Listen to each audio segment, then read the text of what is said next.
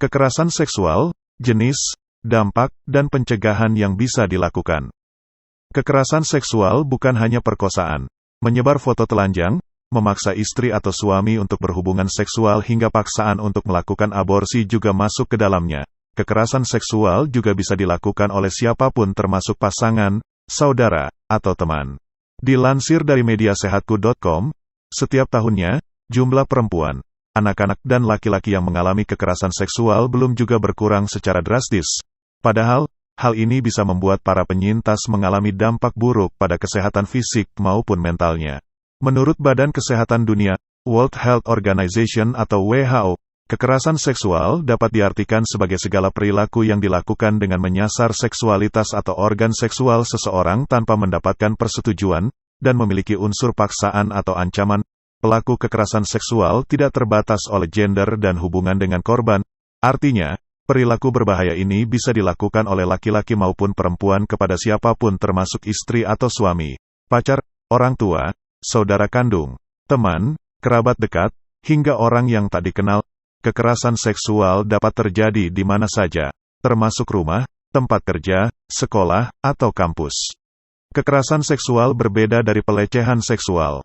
Kekerasan seksual dan pelecehan seksual adalah dua hal yang berbeda. Kekerasan seksual merupakan istilah yang cakupannya lebih luas daripada pelecehan seksual. Pelecehan seksual adalah salah satu jenis dari kekerasan seksual. Menurut Komnas Perempuan, setidaknya ada 15 perilaku yang bisa dikelompokkan sebagai bentuk kekerasan seksual, yaitu 1. Perkosaan. 2. Intimidasi seksual termasuk ancaman atau percobaan perkosaan. 3. Pelecehan seksual. 4. Eksploitasi seksual. 5. Perdagangan perempuan untuk tujuan seksual. 6. Prostitusi paksa. 7. Perbudakan seksual. 8. Pemaksaan perkawinan, termasuk cerai gantung. 9. Pemaksaan kehamilan. 10. Pemaksaan aborsi. 11. Pemaksaan kontrasepsi seperti memaksa tidak mau menggunakan kondom saat berhubungan dan sterilisasi. 12. Penyiksaan seksual. 13. Penghukuman tidak manusiawi dan bernuansa seksual. 14. Praktik tradisi bernuansa seksual yang membahayakan atau mendiskriminasi perempuan, misalnya sunat perempuan. 15. Kontrol seksual, termasuk lewat aturan diskriminatif beralasan moralitas dan agama.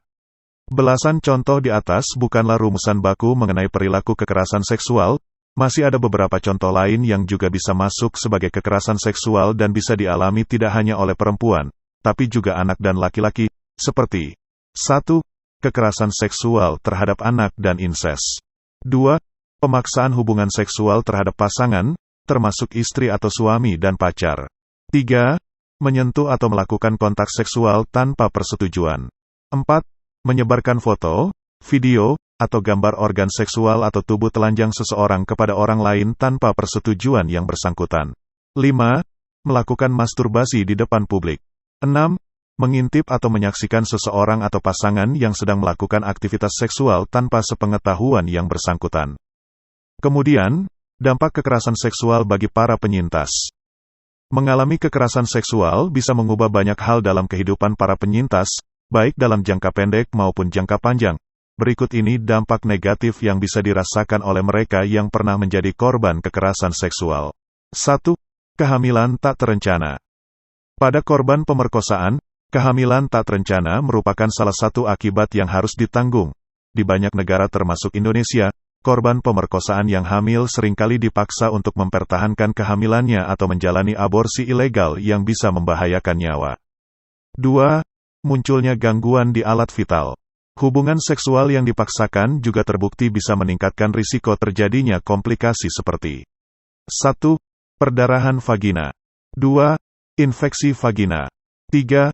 Iritasi genital. 4. Fibroid. 5. Nyeri saat berhubungan seksual. 6. Nyeri panggul kronis. 7. Infeksi saluran kemih. 3. Infeksi menular seksual. Salah satu infeksi menular seksual berbahaya yang bisa ditularkan akibat kekerasan seksual adalah HIV/AIDS.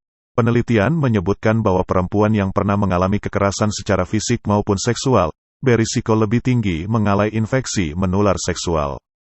4. Gangguan kesehatan mental. Setelah mengalami kekerasan seksual, para penyintas bisa merasa bahwa tubuh mereka bukanlah miliknya sendiri. Seringkali, mereka merasa bersalah atas hal yang terjadi, merasa malu, dan terus terngiang-ngiang akan kejadian tersebut. Karena trauma dan emosi negatif yang dialami para penyintas, berbagai gangguan mental di bawah ini bisa terjadi. 1. Depresi. 2. Gangguan kecemasan. 3. Post-traumatic stress disorder, PTSD. 4. Gangguan kepribadian. 5. Punya masalah untuk membentuk kedekatan yang baik dengan orang lain. 6. Kecanduan alkohol dan obat-obatan terlarang. 5. Muncul keinginan untuk bunuh diri. Perempuan yang pernah mengalami kekerasan seksual bisa punya kecenderungan memiliki suicidal thought atau keinginan untuk bunuh diri. Pada beberapa kasus, keinginan tersebut juga berlanjut menjadi percobaan bunuh diri. Kecenderungan ini pun tak hanya terjadi pada orang dewasa, tapi juga pada remaja. 6. Dikucilkan dari lingkungan sosial. Masih banyak budaya di negara-negara di dunia yang menganggap bahwa laki-laki tidak bisa mengontrol keinginan seksual mereka dan perempuanlah yang bertanggung jawab apabila laki-laki sampai tidak bisa mengendalikan nafsunya. Mental kucing tidak mungkin menolak jika diberi ikan asin, ini salah dan sangat berbahaya. Budaya ini membuat para korban kekerasan seksual justru seolah disalahkan atas yang terjadi pada dirinya.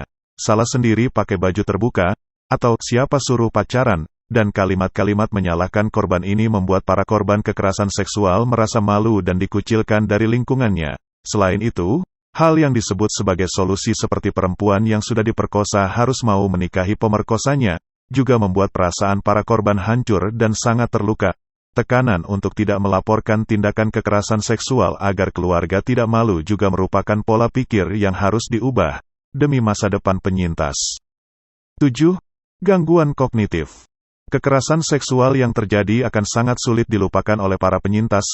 Mereka bisa saja terus memikirkan berbagai skenario yang seharusnya bisa ia lakukan untuk menghindari kekerasan tersebut. Para penyintas seringkali bermimpi buruk dan memikirkan berbagai fantasi di kepalanya. Hal ini bisa berujung pada gangguan makan, perubahan fisik, hingga penggunaan obat-obatan terlarang. Cara menghindari dan menghadapi kekerasan seksual di lingkungan sekitar. Untuk mencegah terjadinya kekerasan seksual, ada beberapa hal yang bisa dilakukan, seperti 1. Selalu waspada, terutama saat sedang berada di tempat publik, termasuk di kendaraan umum. 2. Bekali diri dengan semprotan merica atau alat pembela diri lainnya. 3. Lakukan perlawanan, salah satunya dengan memukul kelamin pelaku. 4. Waspadai orang yang tidak dikenal. 5. Bekali diri dengan pengetahuan seputar kekerasan seksual. Sedangkan jika Anda merasa telah mengalami kekerasan seksual, beberapa hal di bawah ini sebaiknya dilakukan. 1. Jangan menyalahkan diri sendiri. 2. Jangan langsung membersihkan anggota tubuh setelah kejadian. 3. Kumpulkan barang-barang yang bisa menjadi alat bukti. 4. Segera laporkan ke pihak berwajib. 5. Datang ke layanan kesehatan dan layanan kekerasan seksual. 6. Cari dukungan orang-orang terdekat. Apabila ada kerabat, teman atau saudara yang bercerita kepada Anda bahwa dirinya sudah menjadi korban kekerasan seksual, lakukanlah langkah-langkah di bawah ini. 1. Dengarkan cerita korban. 2. Jangan menstigma korban. 3. Beri informasi mengenai hak-hak korban. 4. Jangan tinggal diam. 5. Ikut kegiatan advokasi. 6. Dukung lembaga layanan korban kekerasan seksual. Mengurangi angka kejadian kekerasan seksual memang bukan perkara mudah, karena ini adalah permasalahan sistemik yang melibatkan banyak pihak. Namun, dengan semakin gencarnya edukasi untuk mengubah stigma seputar korban dan tindakan yang termasuk sebagai kekerasan seksual, diharapkan kesadaran mengenai permasalahan ini akan terus meningkat.